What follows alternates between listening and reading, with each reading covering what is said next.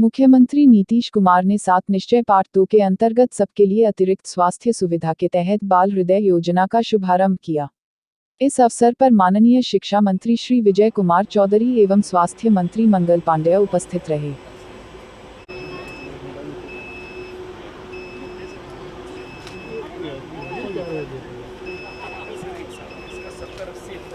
अध्यक्ष माननीय स्वास्थ्य मंत्री श्री मंगल पांडेय जी,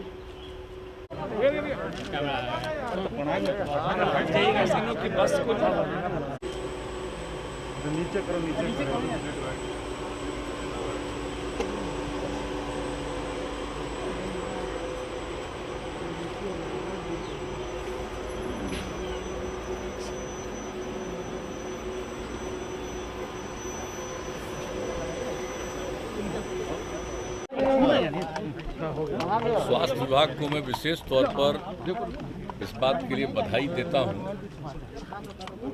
इसके बारे में चर्चा हुई पिछले वर्ष और उसको फिर चुनाव के पश्चात लागू करने का निर्णय हुआ। हम लोगों ने जो आप जानते हैं कि नया 7 निश्चय 2 निर्धारित किया था और चुनाव के बाद पुनः सरकार बनी तो हम लोगों ने उसके लिए कैबिनेट का निर्णय लिया और 7 निश्चय 2 में भी बाल हृदय योजना उसमें शामिल है। और आप जानते ही हैं कि हार्ट में छेद हो जाता है अगर किसी बच्चे को, तो इसकी तो किसी को जानकारी और पता रहता नहीं है, तो कई तरह की कठिनाई कुछ उम्र के बाद हो जाती है।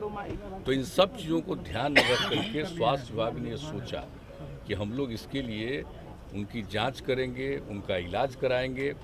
तो ये बहुत अच्छी बात हुई। ये हो गया था कि हम लोग बिल्कुल 1 अप्रैल से इस काम को पूरा शुरू करा देंगे और इसके पहले ही पूरी जाँच हुई। और जैसा आपको बताया गया कि यहाँ पर बिहार में जो IGIC है और IGIMS है, ये दोनों जगह पर ये इंतजाम किया गया है जांच का, और इलाज के लिए भी आगे इसके लिए जो भी तैयारी है वो की गई है, की जा रही है। और जो एक एग्रीमेंट हुआ हम लोगों का गुजरात में, एक जो अहमदाबाद के पास एक प्राइवेट अस्पताल है, तो उनके साथ बातचीत हुई। ये मालूम हुआ कि उस अस्पताल के द्वारा देश के अनेक राज्यों के इस प्रकार के बच्चे बच्चियों को वो मुफ्त में इलाज करते हैं।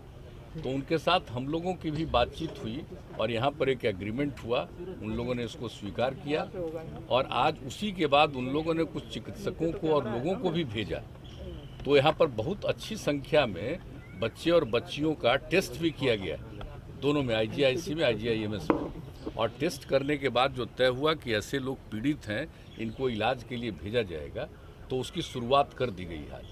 आज वैसा बताया गया कि आज 21 लोगों को इलाज के लिए भेजा जा रहा है और सरकार ने ये तय किया कि मुफ्त में इलाज, वहाँ अस्पताल में तो इलाज करेंगे मुफ्त में, लेकिन हम लोगों ने तय किया है कि इस तरह के जो पीड़ित लोग हैं उनके इलाज के लिए यहाँ भी जो इलाज किया जाएगा मुफ्त में होगा। और अगर हम लोग बाहर भेज रहे हैं तो उनको भेजने का खर्चा, सिर्फ पेशेंट तो नहीं जाएगा, बच्चे हैं या बच्ची हैं, उनके अभिभावक कोई जाएंगे साथ में, तो उनके भेजने का, लौटने का इंतजाम, वहाँ पर जो कुछ ज़रूरत हो उसके लिए इंतजाम ये राज्य सरकार अपनी तरफ से भी देगी।